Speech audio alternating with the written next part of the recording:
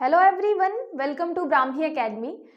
स्वागत है आपका एमपीपीएससी प्रीलिम्स के इस महा सीरीज में। आज का हमारा टॉपिक है मध्य प्रदेश का एफएलटी टेस्ट। बहुत सारे बच्चों की डिमांड थी और साथ ही साथ पेपर बहुत पास आ रहा है, तो ये तो एफएलटी बनता ही है। मैंने 2022 का जो आपका प्रीलिम्स का पेपर था उसे बेस बना के पूरा का पूरा एफएलटी तैयार किया है। आपको सारे इंपॉर्टेंट क्वेश्चन मिलेंगे यहाँ पे। जो आपका एमपीपीएससी प्रीलिम्स का सिलेबस है उसमें जो टॉपिक हैं, सब टॉपिक हैं, मैंने हर एक चीज़ इंक्लूड की है। इसलिए मुझे थोड़ा ज़्यादा टाइम भी लग गया और बहुत मेहनत से मैंने पूरा एफएलटी तैयार किया है। तो आप इसे एक टेस्ट पेपर की तरह ना देखें, मेन एग्जामिनेशन में जब आपका मेन पेपर होगा उसकी तरह ट्रीट करें। कॉपी पेन निकालिए और सारे आंसर आप लिखिए कि आपका कौन सा आंसर सही है और कौन सा गलत है। और आप जानते ही हैं कि कट ऑफ कितना लेकर चलना है, 80 नंबर। ठीक है, तो चलिए सॉल्व करते हैं आज का पेपर। मैं आपको जल्दी जल्दी सॉल्व करवाते जाऊंगी क्योंकि हमारे पास बहुत सारे क्वेश्चन है, 100 क्वेश्चन हमें करने हैं। लेकिन आप पॉज कर करके सबके आंसर जरूर लिखिएगा। जिसका सॉल्व आप नहीं कर पाते हैं तो उसका कुछ भी आंसर लिखिए जिससे आप समझ पाए कि आप मेन पेपर में कैसे उसको सॉल्व करेंगे। ठीक है, चलिए स्टार्ट करते हैं। सबसे पहला क्वेश्चन हो गया, निम्नलिखित में से कौन सा युग्म सुमेलित नहीं है? Which of the following is not match? Balaghat Chinnaur चावल, बैतूल सागौन, खरगोन लाल मिर्च, डिंडोरी सरसों।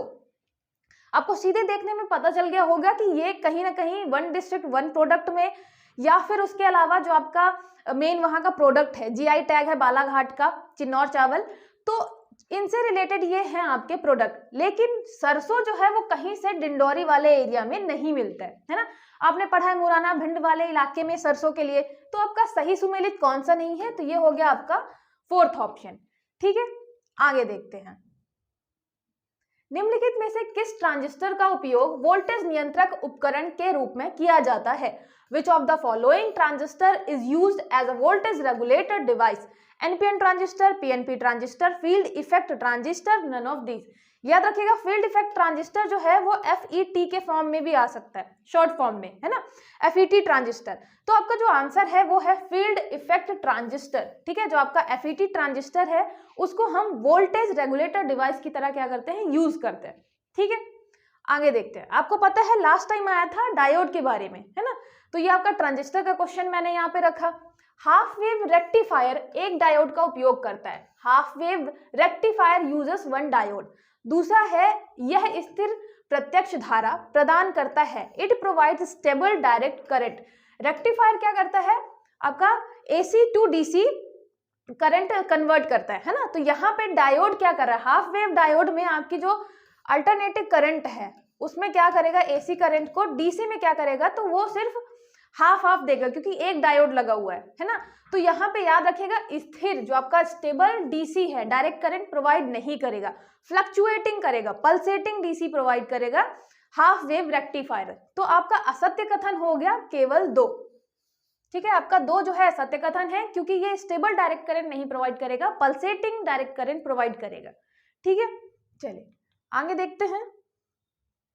निम्नलिखित में से कौन सा ह्यूमनॉइड रोबोट नहीं है? Which of the following is not a humanoid robot? Sophia, Atlas, Asimo, Siri. तो आपने बहुत बार एड में भी देखा होगा, आप सुनते होंगे एप्पल का डिजिटल असिस्टेंट सीरी। तो याद रखिएगा, ये ह्यूमनॉइड रोबोट, ह्यूमन की तरह दिखने वाला रोबोट नहीं है। ठीक है, तो ये सीरी आपका क्या है? ये डिजिटल असिस्टेंट है। आगे देखते हैं।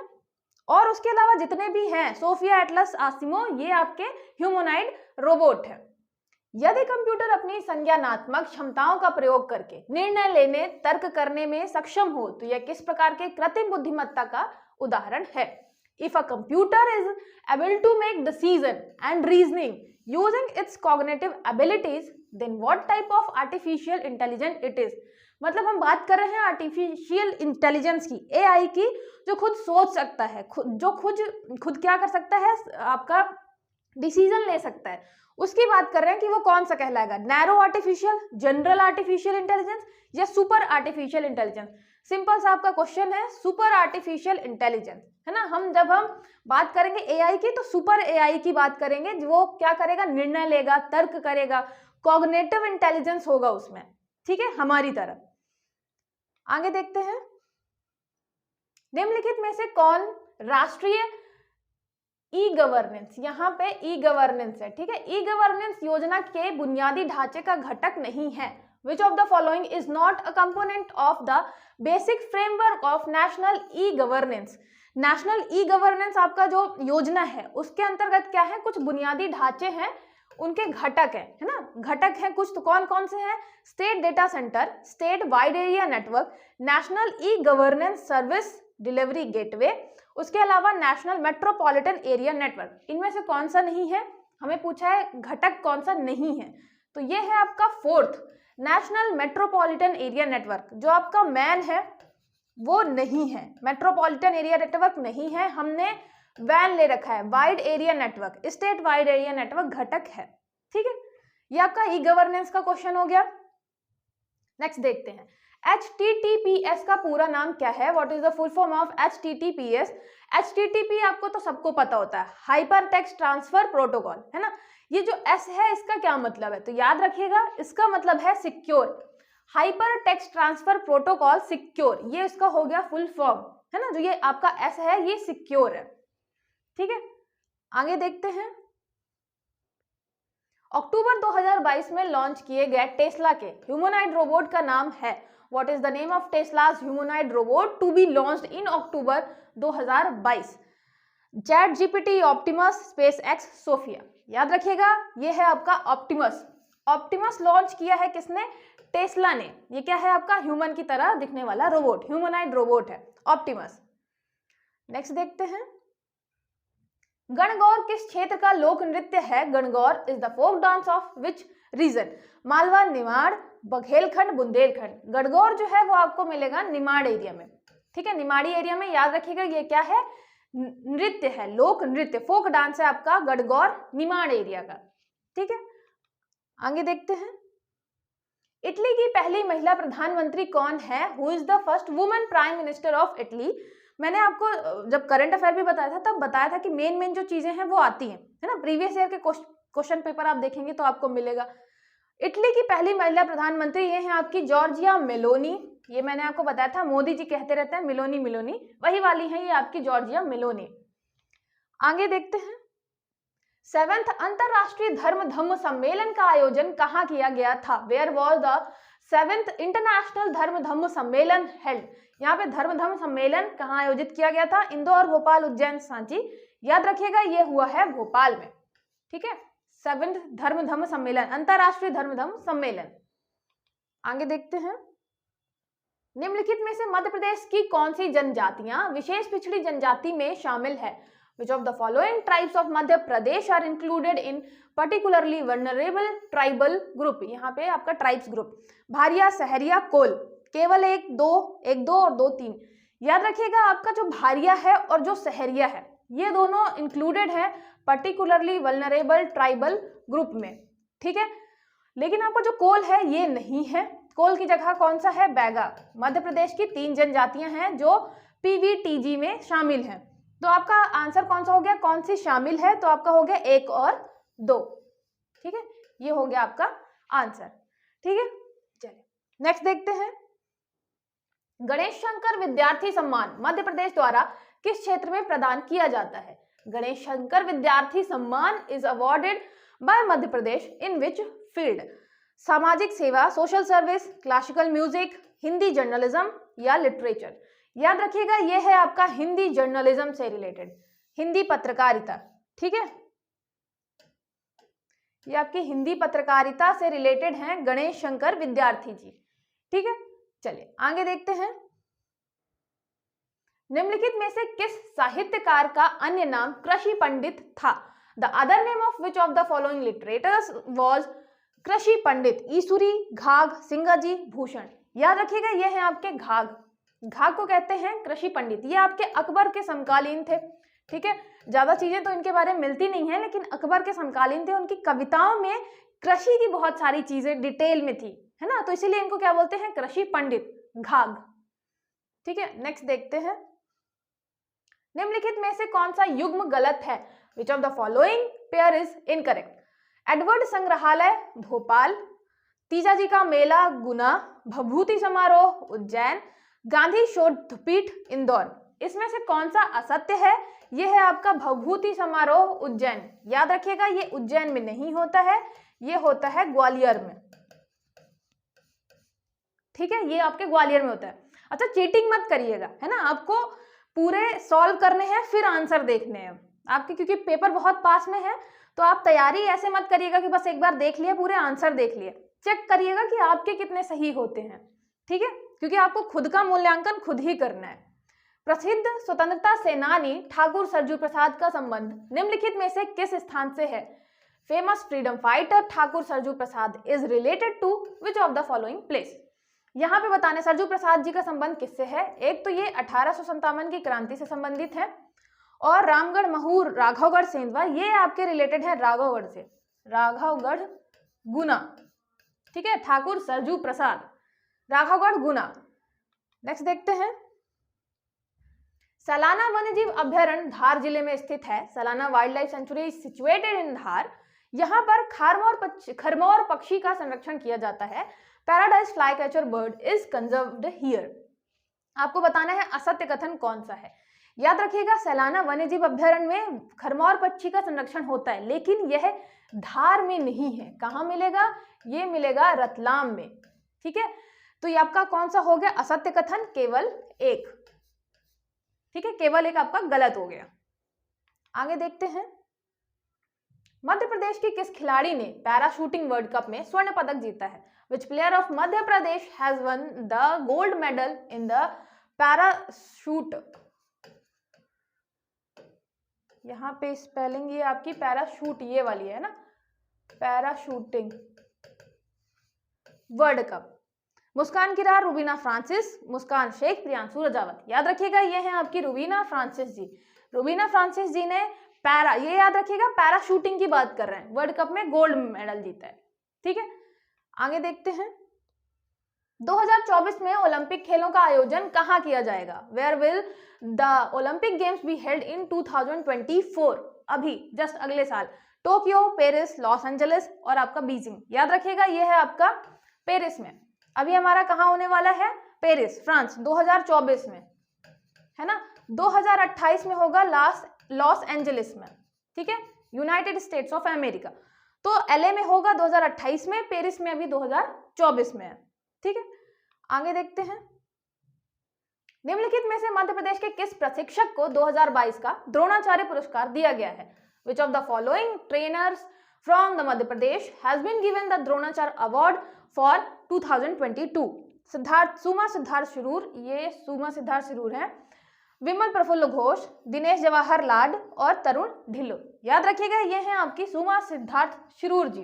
ठीक है, पैराशूटिंग से रिलेटेड है, मध्य प्रदेश से।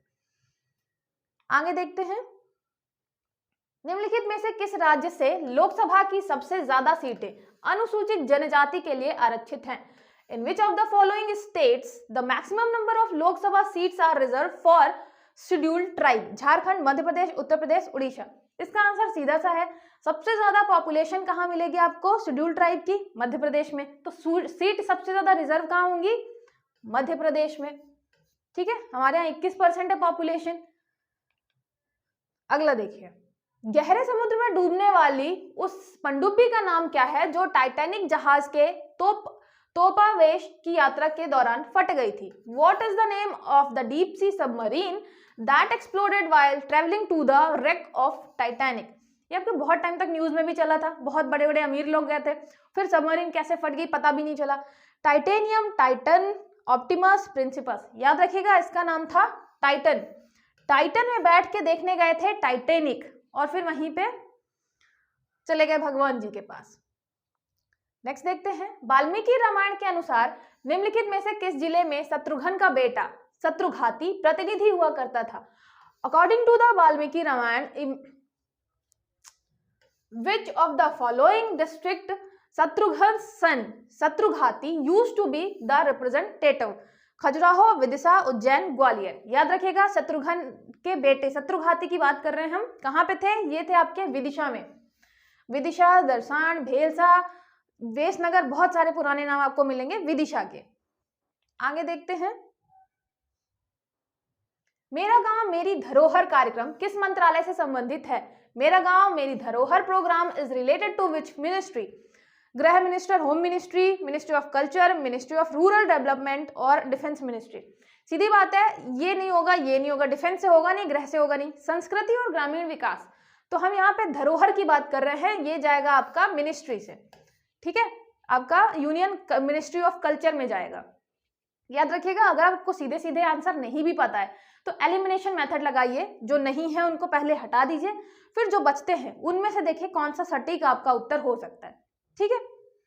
आगे देखते हैं, अंतरराष्ट्रीय न्यायालय का मुख्यालय निम्नलिखित में से किस शहर में स्थित है? In which of the following city is the headquarter of international court of justice located? Hague, Jakarta, Geneva, Rome. याद रखिएगा, ये मिलेगा आपको हेग, नीदरलैंड में, ठीक है, नीदरलैंड,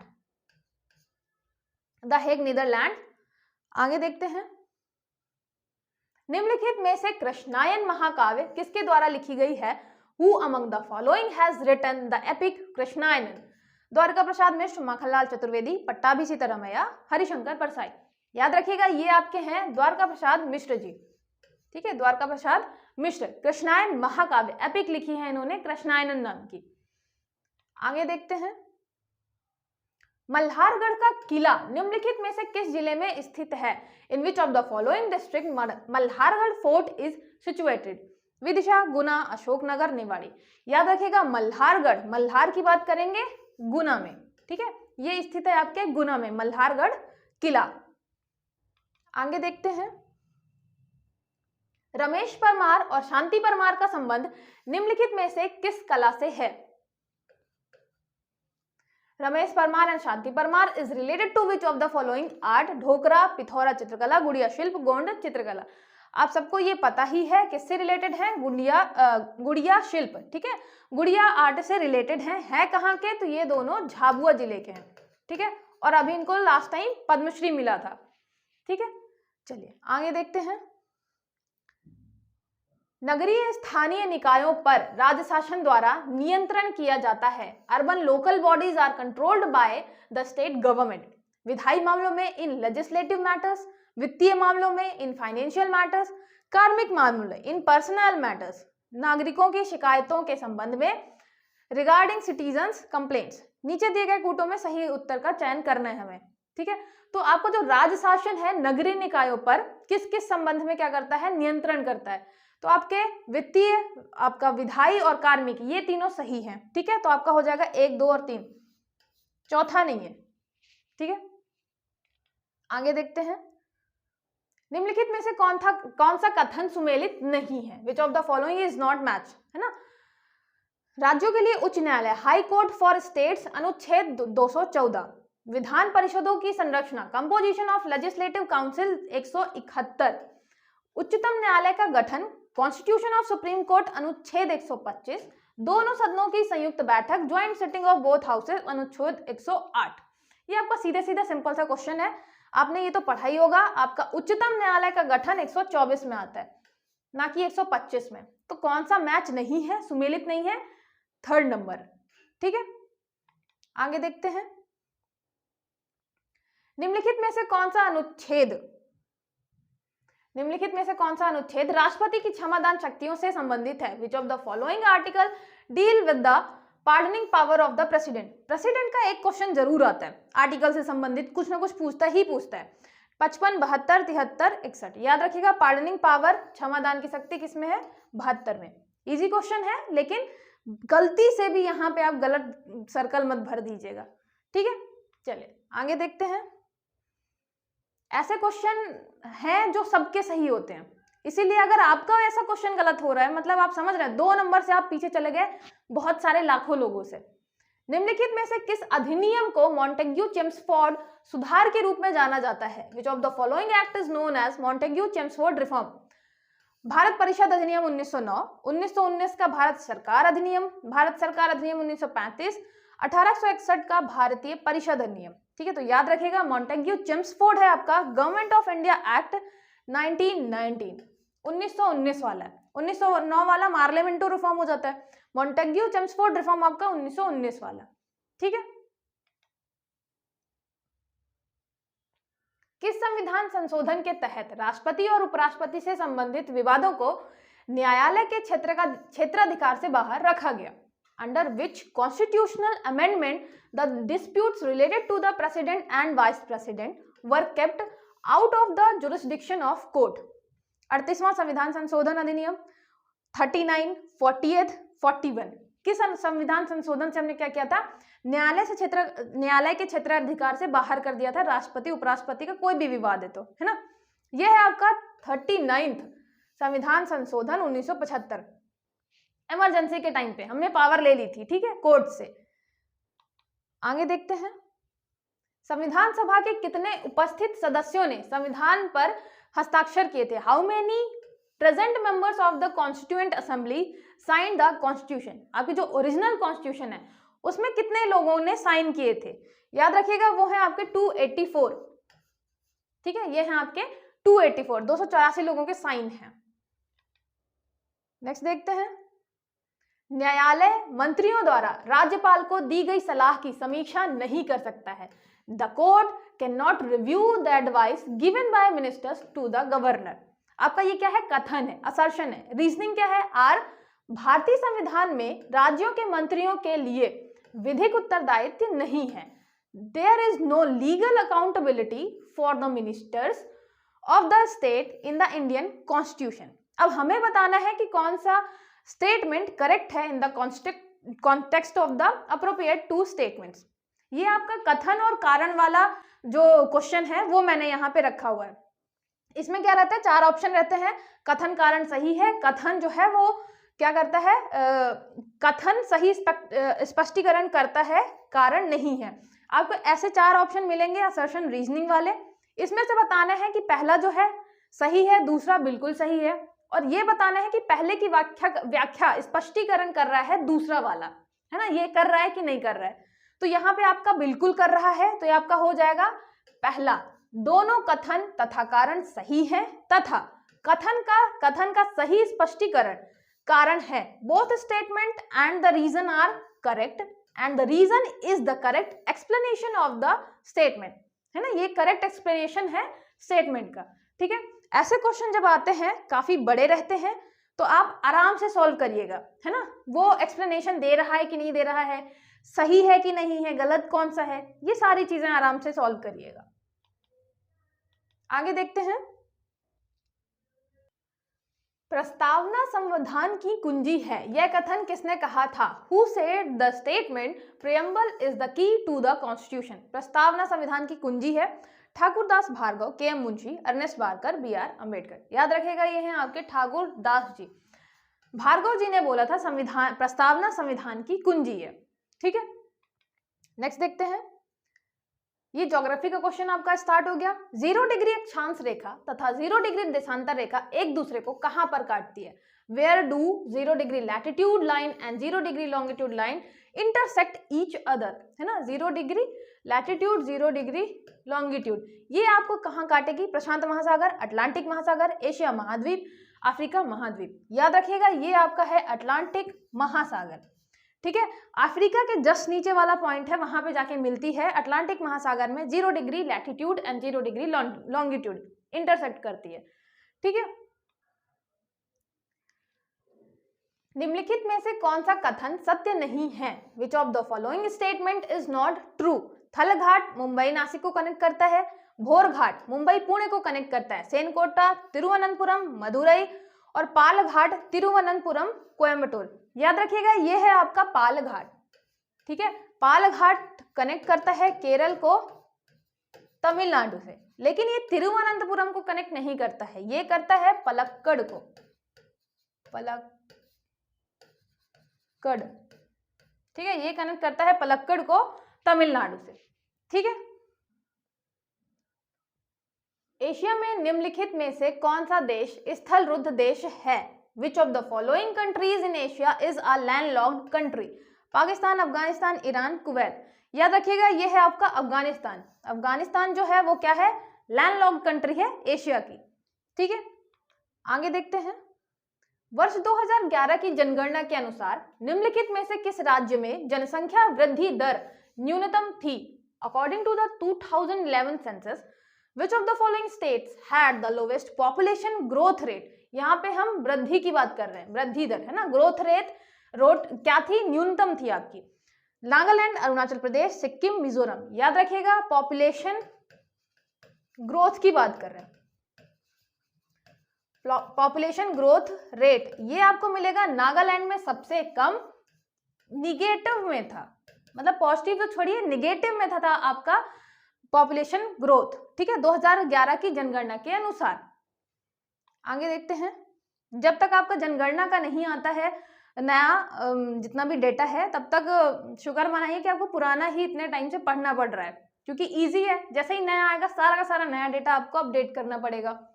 निम्नलिखित में से कौन सा देश यूक्रेन के साथ सीमा साझा नहीं करता है? Which of the following countries does not share a common border with Ukraine? Ukraine Russia war हुआ, तो यूक्रेन की लोकेशन हमें तो पता ही होनी चाहिए। हमने यहाँ से बहुत सारे मंत्रियों को भी भेजा था वहां पे अलग अलग बच्चे निकालने के लिए, है ना, जो फंस गए थे वॉर में। Poland, Hungary, Slovakia, Slovenia. याद रखिएगा ये आपका है स्लोवेनिया, ठीक है, स्लोवेनिया, वेनिया दूर है, स्लोवाकिया यूक्रेन से लगा हुआ है, ठीक है, तो आपका स्लोवेनिया याद रखिएगा, यूक्रेन के पास नहीं है। 2011 की जनगणना के अनुसार निम्नलिखित में से किस राज्य में सर्वाधिक ग्रामीण जनसंख्या प्रतिशत है? According to the 2011 census, which of the following state has the highest percentage of rural population? यहाँ पे हम ग्रामीण जनसंख्या की बात कर रहे हैं, वो भी पॉपुलेशन परसेंटेज की, पॉपुलेशन परसेंटेज है ना, रूरल पॉपुलेशन परसेंटेज, अच्छा परसेंटेज पहले ही लिखा हुआ है, percentage of rural population. Bihar, Uttar Pradesh, Himachal Pradesh, Orissa. याद रखिएगा परसेंटेज की बात करेंगे तो हिमाचल प्रदेश में सबसे ग्रामीण जनसंख्या मिलेगी आपको, ठीक है, सारे लोग गांव में रह रहे हैं और वहीं आराम से ऐश कर रहे हैं, तो याद रखिएगा हिमाचल प्रदेश सबसे ज्यादा ग्रामीण जनसंख्या प्रतिशत, ठीक है।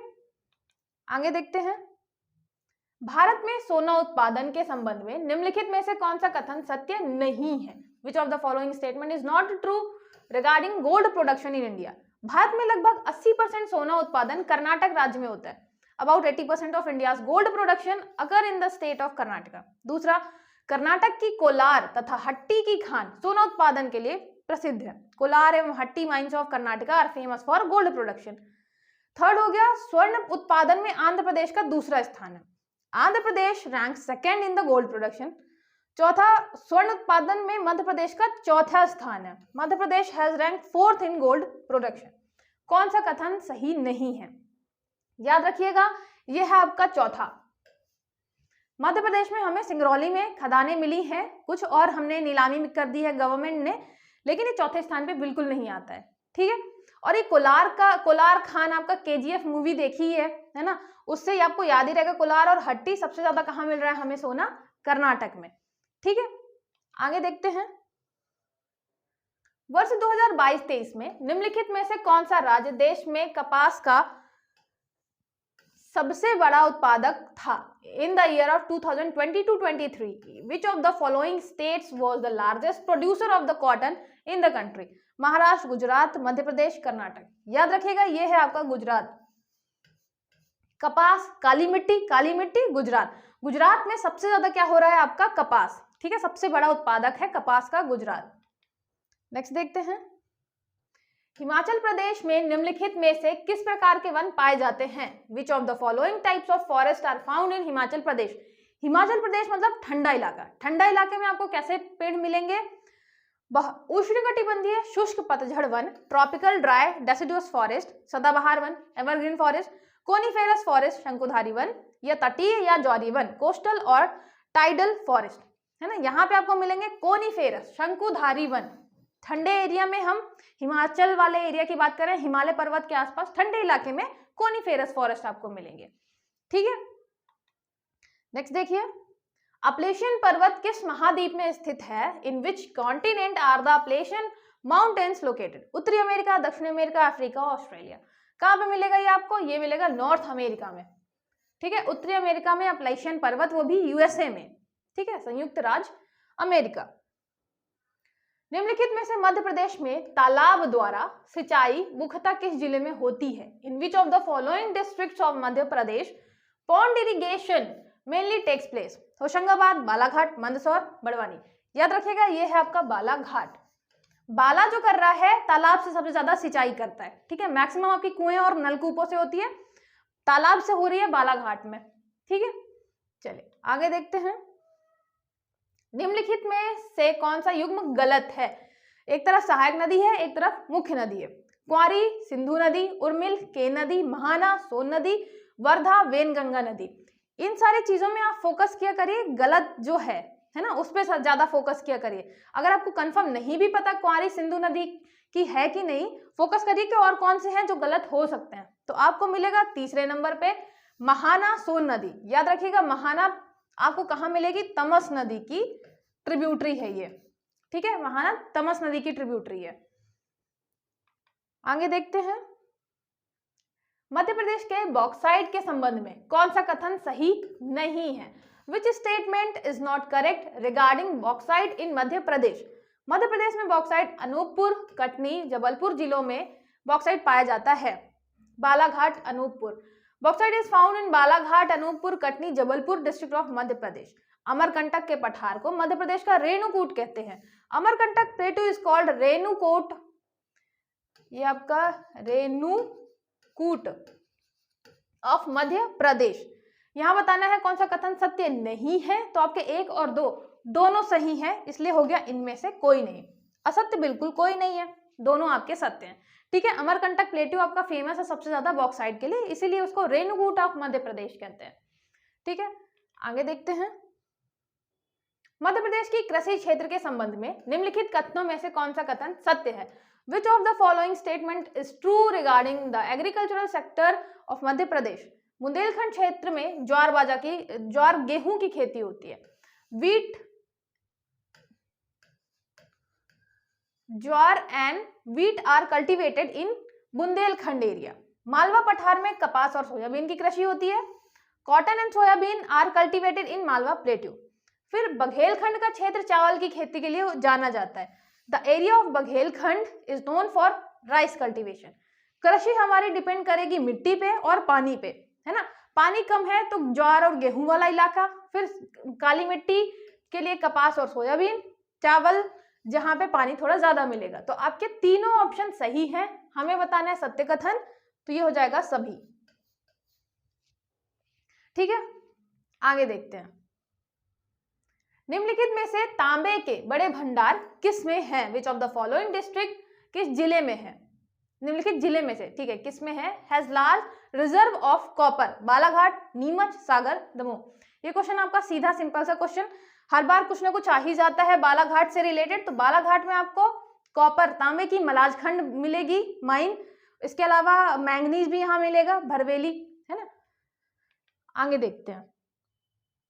निम्नलिखित में से कौन सा कथन मध्य प्रदेश में पशुधन के संबंध में सही नहीं है? Which of the following statement is not correct regarding livestock in Madhya प्रदेश?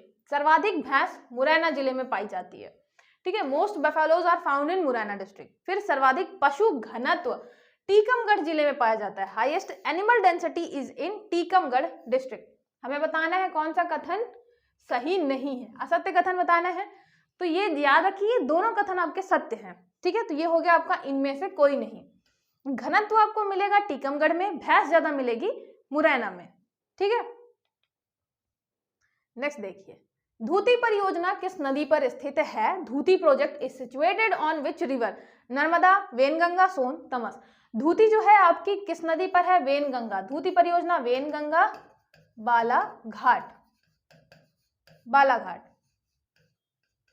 बालाघाट जिले में, ठीक है, धूती। निम्नलिखित में से किस जिले में न्यूनतम वर्षा होती है? Which of the following districts receive minimum rainfall? Alirajpur, Pandhurna, Mauganj, Bhind. आपको इनमें से बताना है इनमें से सबसे कम कहां पे वर्षा होगी। तो सीधी बात है, आपको भिंड दिख रहा है, भिंड जिले में सबसे कम वर्षा, ठीक है। औरों के बारे में सोचना ही नहीं है। नेक्स्ट देखिए, भारत वन स्थिति रिपोर्ट 2021 के अनुसार मध्य प्रदेश के किस जिले में क्षेत्रफल के अनुसार न्यूनतम वन क्षेत्र है? According to India forest status report 2021, which district of Madhya Pradesh has the minimum forest cover in terms of area? In terms of area की बात कर रहे हैं हम। मिनिमम फॉरेस्ट कवर कहाँ मिलेगा आपको? बैतूल, उज्जैन, दतिया, सीधी। याद रखिएगा ये है उज्जैन में, महाकाल जी के चक्कर में, मंदिर को और बड़ा करने के चक्कर में जंगल ही काट दिए पूरे, ठीक है। तो न्यूनतम आपको वन मिलेगा उज्जैन में, ठीक है, क्षेत्रफल की दृष्टि में देखें अगर तो। नेक्स्ट आपका कैमूर पहाड़ियां निम्नलिखित में से किस नदी का उद्गम स्थल है? Which of the following river is originated from the Kaimur hills? Sindh, Ken, Betwa, Mahi. तो कौन सी है? ये है आपकी केन नदी। केन नदी निकलती है कटनी कैमूर पहाड़ी से, ठीक है। नेक्स्ट देखते हैं, निम्नलिखित में से कौन सा जिला कपास तथा लाल मिर्च के उत्पादन के लिए प्रसिद्ध है? Which of the following district is famous for production of cotton and red chillies? Burhanpur, Khargone, Alirajpur, Dhar. ये काली मिट्टी वाला पूरा इलाका है, लेकिन आपको कपास के साथ साथ एक और चीज देखनी है, लाल मिर्च। लाल मिर्च के लिए फेमस आपकी बेड़िया मंडी, बेड़िया मंडी मिलेगी खरगोन में, ठीक है। तो कपास और आपका लाल मिर्च, बेड़िया मंडी, खरगोन। और कपास के लिए हम गोल्डन जिले बोलते हैं खंडवा खरगोन को। नेक्स्ट देखिए, अबूझ माड़िया किस जनजाति की उपजाति है? अबूझ माड़िया इज सब type of which tribe? Gond, Bhil, Baiga, Sahariya. याद रखिएगा ये है आपकी गोंड की, गोंड जनजाति की उपजाति है अबूझ माड़िया। मेनली छत्तीसगढ़ वाले इलाके में पाई जाती है, हमारे यहाँ भी कुछ मिलती है, ठीक है।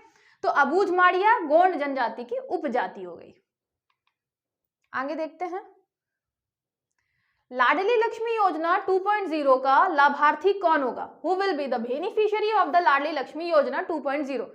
8th पास गर्ल स्टूडेंट, 10वीं पास छात्रा, 10th पास गर्ल स्टूडेंट, 12th पास गर्ल स्टूडेंट, या इनमें से कोई नहीं? याद रखिएगा ये हम किसके लिए दे रहे हैं? उच्च शिक्षा के लिए, ठीक है, हायर एजुकेशन के लिए दे रहे हैं। तो इसलिए जब आप 12वीं पास कर लेंगे उसके बाद कॉलेज के लिए मिलेगा आपको, ठीक है, लाडली लक्ष्मी योजना 2.0 का लाभ। नेक्स्ट देखिए, 2011 की जनगणना के अनुसार मध्य प्रदेश का न्यूनतम जनसंख्या वृद्धि वाला जिला कौन सा है?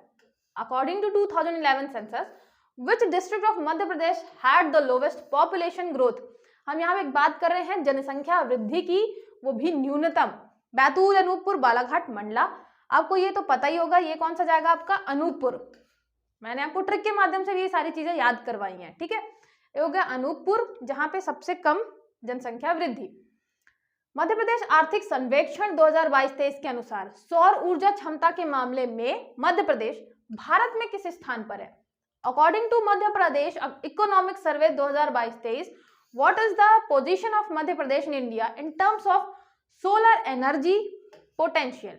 ठीक है, दूसरा, तीसरा, चौथा, पांचवा याद रखिएगा।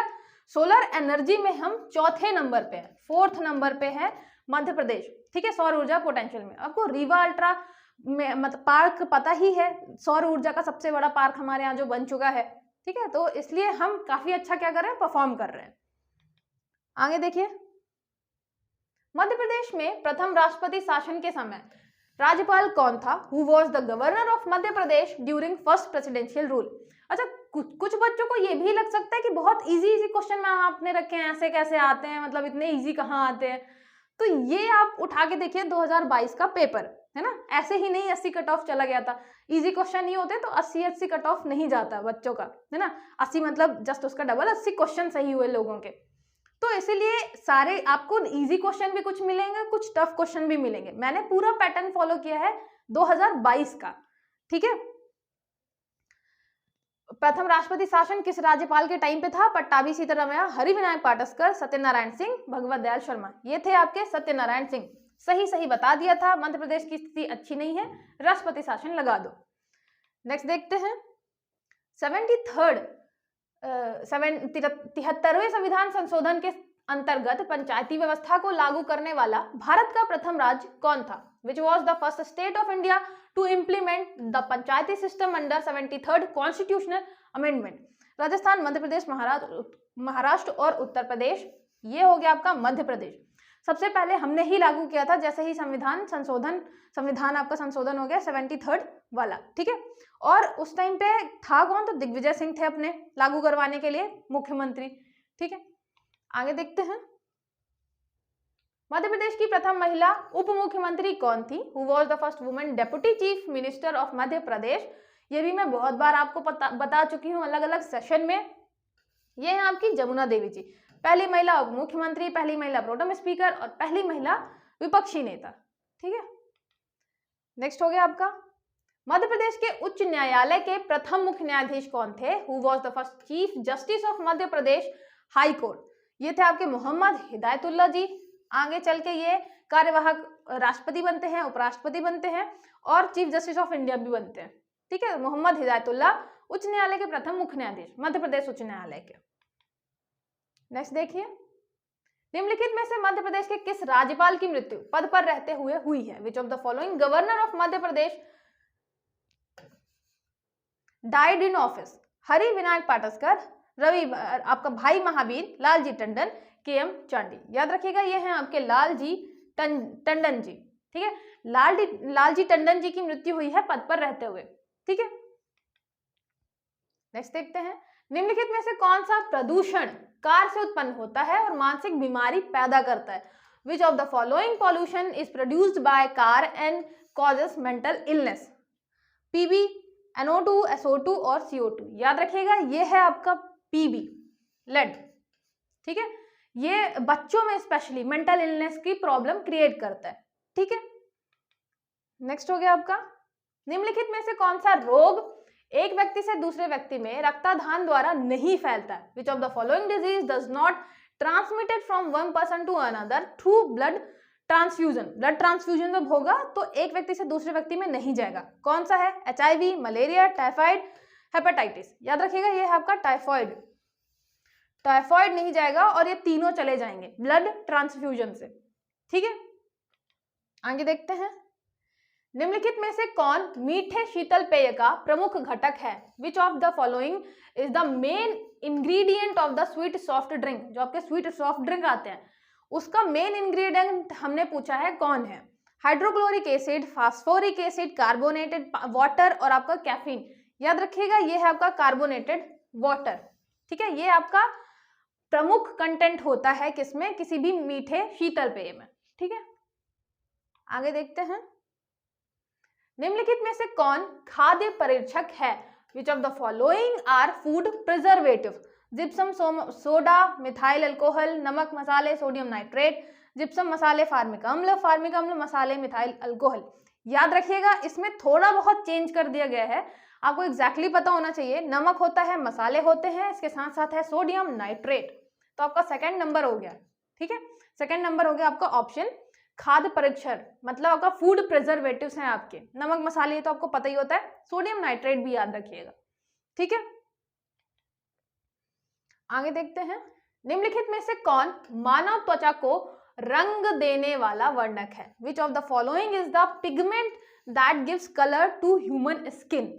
एपिडर्मिस, मेलानिन, डर्मिस या फिर एंथ्रोसाइटिन? याद रखिएगा ये है आपका मेलानिन। मेलानिन के कारण आपका क्या होता है? त्वचा का कलर होता है। ठीक है, आगे देखते हैं, निम्नलिखित में से कौन सा सही सुमेलित नहीं है? Which of the following is not correctly matched?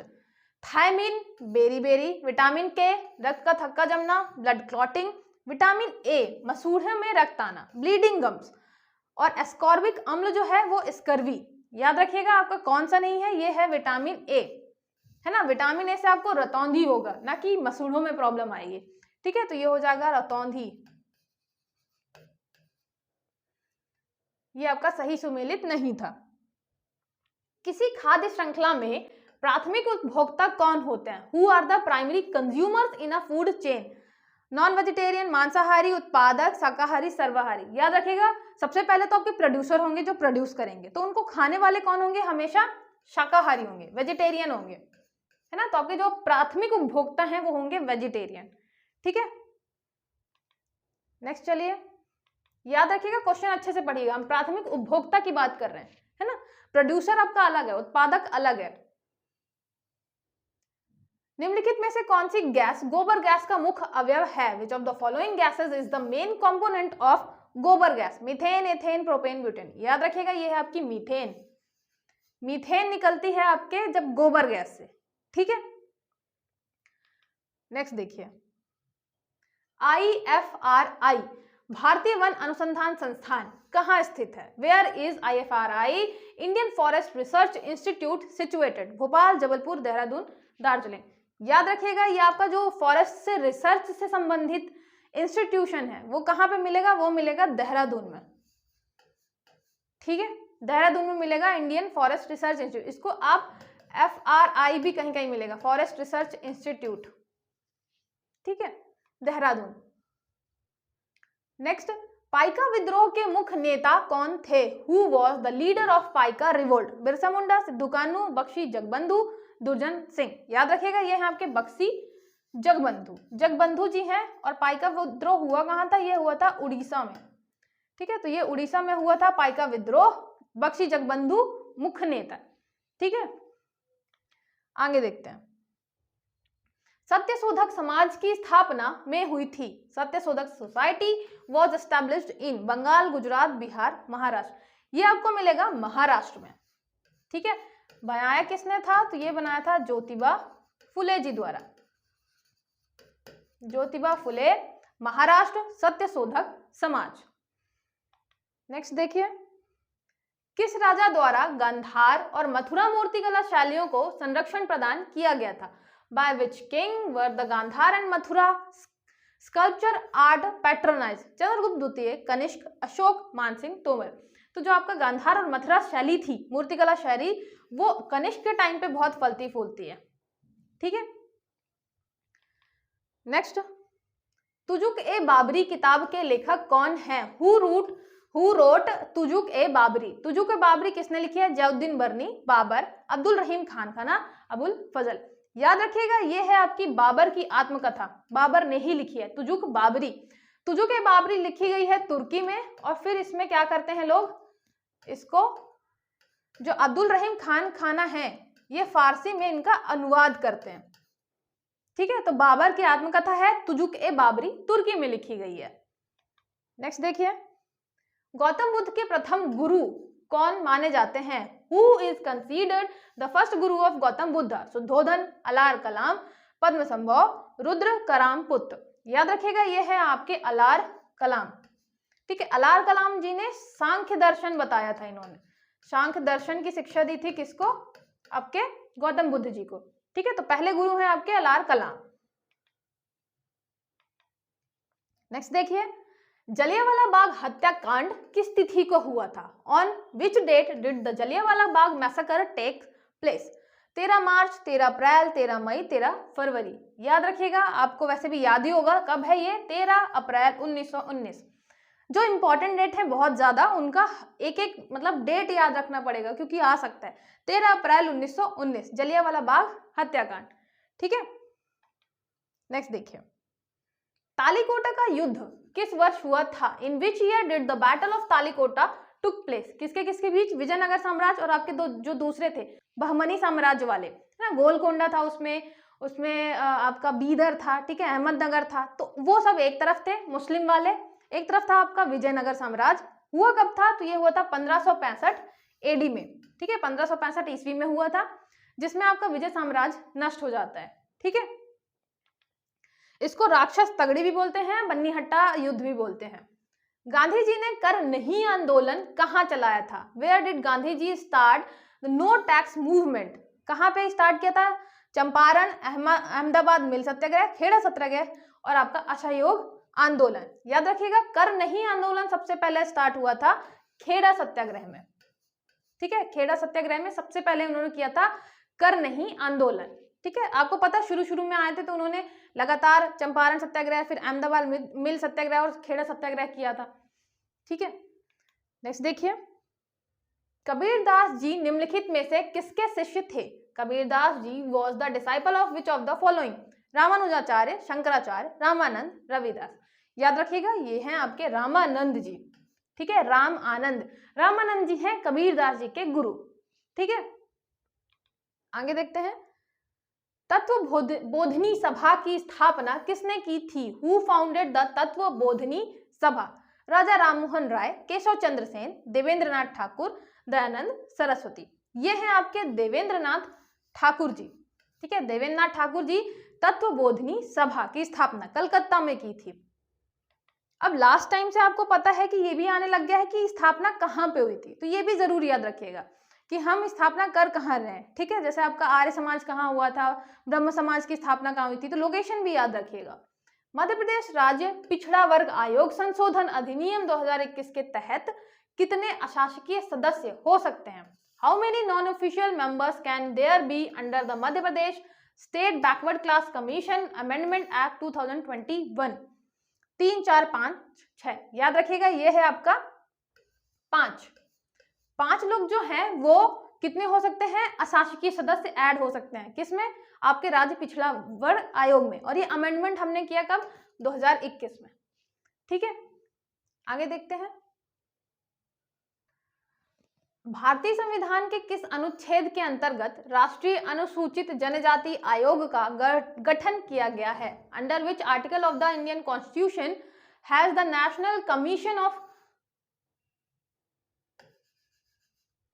Scheduled tribe been constituted, है ना। तो ये याद रखिएगा, हम अनुसूचित जनजाति की बात कर रहे हैं, शेड्यूल्ड ट्राइब की, तो उसके बारे में आपके संविधान में किस अनुच्छेद में दिया गया है? तो आर्टिकल 338, 338A, 338B और 339 याद रखिएगा। ये मिलेगा आपको 338 में, ठीक है। ये आर्टिकल 338 अनुच्छेद 338 का में मिलेगा, ठीक है। नेक्स्ट देखते हैं, नियंत्रक एवं महालेखा परीक्षक की छुट्टी मंजूर करने या ना मंजूर करने की शक्ति निहित होगी। पावर टू ग्रांट और refuse leave to the controller and auditor general, controller है ये आपका, controller and auditor general shall be vested in, राष्ट्रपति में, वित्त मंत्री में, मुख्य न्यायाधीश में, प्रधानमंत्री में। सीधी बात है, किसमें होगी? प्रेसिडेंट में। अगर आपको नहीं भी पता तो तुक्का भी प्रेसिडेंट ही मारिएगा, पॉइंट यही करते हैं, ठीक है। सारी चीजें राष्ट्रपति के हाथ में होती है, तो याद रखिएगा राष्ट्रपति क्या करेंगे? इनको छुट्टी मंजूर करेंगे, ना मंजूर करेंगे, ठीक है। आगे देखते हैं, निम्नलिखित में से कौन सा राज्य का मुख्य सूचना आयुक्त नहीं हो सकता? कौन राज्य का मुख्य सूचना आयुक्त नहीं हो सकता? Who among the following can not be the chief information commissioner of a state? विधि क्षेत्र का व्यक्ति, लीगल प्रैक्टिशनर, फिर विज्ञान और प्रौद्योगिकी क्षेत्र का, person in science and tech field, फिर राज्य विधानमंडल का सदस्य, मेंबर ऑफ स्टेट लेजिस्लेचर, या जर्नलिस्ट कोई। तो सीधी बात है, आपके स्टेट लेजिस्लेचर का कोई मेंबर है उसको हम नहीं बना सकते राज्य सूचना आयुक्त का सदस्य, ठीक है।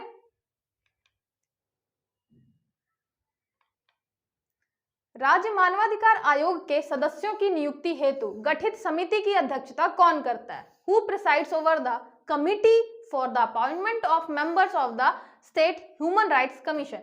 हम स्टेट ह्यूमन राइट्स कमीशन की बात कर रहे हैं। इसमें जब अपॉइंट करेंगे मेंबर्स को और आपके अध्यक्ष को, तो एक कमिटी बनेगी। तो कमिटी का अध्यक्ष कौन होगा? तो ये होंगे आपके मुख्यमंत्री जी, ठीक है। ऐसे ही नेशनल लेवल पे जब नेशनल ह्यूमन राइट्स कमीशन होगा तो उस कमेटी में अध्यक्ष कौन होंगे? प्रधानमंत्री जी, ठीक है। नेक्स्ट देखिए, मध्य प्रदेश लोक सेवा आयोग में अधिकतम कितने सदस्य होंगे? How many maximum members will there be in Madhya Pradesh public service commission? 4, 5, 6, 7 याद रखिएगा। ये आपके हो गए 5, ठीक है। मैक्सिमम ये आपके अधिकतम कितने सदस्य होंगे, मेंबर्स की बात कर रहे हैं, तो 5 अधिकतम सदस्य होंगे। नेक्स्ट देखिए, मध्य प्रदेश राज्य निर्वाचन आयोग कब अस्तित्व में आया था? When did Madhya Pradesh state election commission came to existence? ये आपका क्वेश्चन 1-2 बार आ चुका है, तो एग्जैक्ट याद रखिएगा। 1 फरवरी 1994 को हुआ था, अस्तित्व में आया था, ठीक है। 2021 में भी आ चुका है, 2021 नहीं शायद 20 में, 2020 में भी आ चुका है, 2022 में भी आ चुका है। तो ये डेट जरूर याद रखिएगा, ठीक है। किससे? निर्वाचन आयोग से, मध्य प्रदेश राज्य निर्वाचन आयोग 1 फरवरी 1994, ठीक है। नेक्स्ट देखते हैं, इंदिरा गांधी द्वारा कब 14 प्रमुख बैंकों का राष्ट्रीयकरण किया गया था? When was 14 major banks nationalised by Indira Gandhi? 1949, 59, 69 और 92। अगर आपको इंदिरा गांधी के कार्यकाल के टाइम में पता होगा तो आप सीधे यहाँ पे क्या कर सकते हैं? एलिमिनेट, और आंसर हो गया आपका 1969, ठीक है। ये याद रखिएगा, 49 और 55 यहाँ तक तो आपके कौन रहेगा? नेहरू जी रहेंगे। 92 तक आपकी इंदिरा गांधी जाती ही नहीं है, बचता है सिर्फ 69। तो यहाँ ऐसे आप एलिमिनेशन मेथड से भी सही आंसर गेस कर सकते हैं। आगे देखते हैं, रंगाराजन समिति का गठन क्यों किया गया था? Why was Rangarajan committee form? Tax reform के लिए, बैंकिंग रिफॉर्म के लिए, पॉवर्टी कैलकुलेशन या फॉरेन ट्रेड? याद रखिएगा ये गरीबी आकलन के लिए था। रंगाराजन समिति बनाई गई थी गरीबी आकलन के लिए। एक तेंदुलकर समिति भी आपको मिलेगी, वो भी गरीबी संबंधी उन्होंने डेटा दिया था, ठीक है, पॉवर्टी संबंधी। नेक्स्ट देखिए, निम्नलिखित में से किस अनुच्छेद में उच्चतम न्यायालय के किसी न्यायाधीश को उसके पद से हटाने का प्रावधान वर्णित है? In which of the following article is the provision for the removal of a judge of Supreme Court from his post mentioned? Article 124, 25, 26, 27। तो हम बात कर रहे हैं यहाँ पे उच्चतम न्यायालय के न्यायाधीश को पद से हटाने का प्रावधान किस में दिया हुआ है? तो ये है आपके आर्टिकल 124 में। उसमें गठन भी दिया हुआ है सुप्रीम कोर्ट का, उसमें उनको जो जज हैं उनको हटाने के लिए प्रावधान भी दिया हुआ है, ठीक है। तो ये याद रखिएगा आर्टिकल 124। नेक्स्ट देखते हैं, निम्नलिखित में से किस जिले में गोटमार मेला आयोजित होता है? In which of the following districts is the Gotmar fair organize? Gotmar मेला वेरी फेमस, कहाँ पे है ये मिलेगा छिंदवाड़ा में, ठीक है। छिंदवाड़ा में आपका हो गया गोटमार मेला, ठीक है। आगे देखते हैं, निम्नलिखित में से कौन सा कथन सत्य नहीं है? Which of the following option is not correct? राष्ट्रीय राजमार्ग 30 जबलपुर से होकर गुजरता है। National highway 30 passes through Jabalpur. दूसरा है राष्ट्रीय राजमार्ग 46 भोपाल से होकर गुजरती है। National highway 46 passes to Bhopal. आपको बताना है इसमें से कौन सा कथन सत्य नहीं है। तो याद रखिए दोनों सत्य हैं, तो ये हो गया इनमें से कोई नहीं, दोनों आपके सत्य कथन है। इसमें से आपको जो 30 है जबलपुर वाले इलाके से निकल के आएगा, और 46 जो है, जितने भी राजमार्ग हैं आप उनका जब पूरा मैप बनाएंगे तो ये 46, 30 सारे ऐसे ऐसे आते हैं, है ना। तो 46 आपका भोपाल ग्वालियर होता हुआ जाएगा। नेक्स्ट देखिए, मैंने ज्यादा डिटेलिंग इसलिए भी नहीं रखी है क्योंकि बहुत लंबा वीडियो हमें नहीं बनाना है। मेन आपको एक FLT प्रोवाइड करना है जिससे आप अपना इवैल्यूएशन कर पाए, है ना। निम्नलिखित में से कौन सा मध्यकालीन शहर छींट नामक छपे हुए सूती कपड़ों के लिए प्रसिद्ध था? विच of the following medieval city war famous for printed cotton clothes called छींट? है ना, सूती कपड़े थे जिनको हम क्या बोलते थे? छींट बोलते थे। धार, सिरोंज, उज्जैन, रायसेन। याद रखिएगा ये है आपका सिरोंज तहसील विदिशा। तो ये याद रखिएगा कहाँ पे है, ये मध्यकालीन शहर था सिरोंज, जहां पे छींट नामक जो छपे हुए कपड़े थे कॉटन के, काफी प्रसिद्ध थे, ठीक है। नेक्स्ट देखिए, रामगंगा राष्ट्रीय उद्यान किस भारतीय राज्य में स्थित है? Ramganga national park is located in which Indian state? Madhya Pradesh, Uttarakhand, Himachal Pradesh, Mizoram. याद रखिएगा ये है आपका उत्तराखंड। रामगंगा राष्ट्रीय उद्यान जो है जिम कॉर्बेट का नया नाम है ना, हमने नाम परिवर्तित कर दिया है। जिम कॉर्बेट था पहले, अब रामगंगा राष्ट्रीय उद्यान होगा उसका नाम। कहाँ मिलेगा आपको? मिलेगा उत्तराखंड में, ठीक है।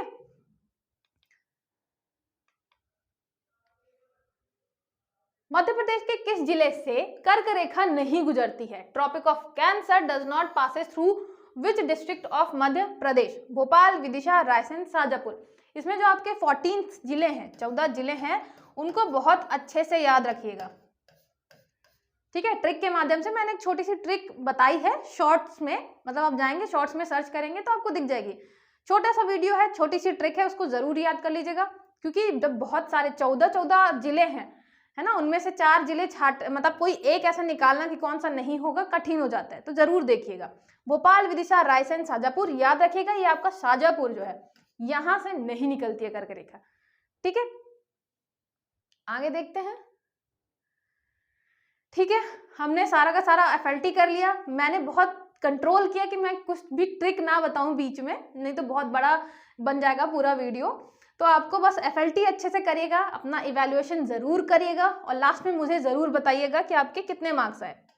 अगर आपको कोई भी हेल्प चाहिए हो 6261759209, ये हमारे यहाँ का नंबर है ब्राह्मी एकेडमी का। आप इसमें मैसेज करके अपना कोई भी डाउट है पूछ सकते हैं।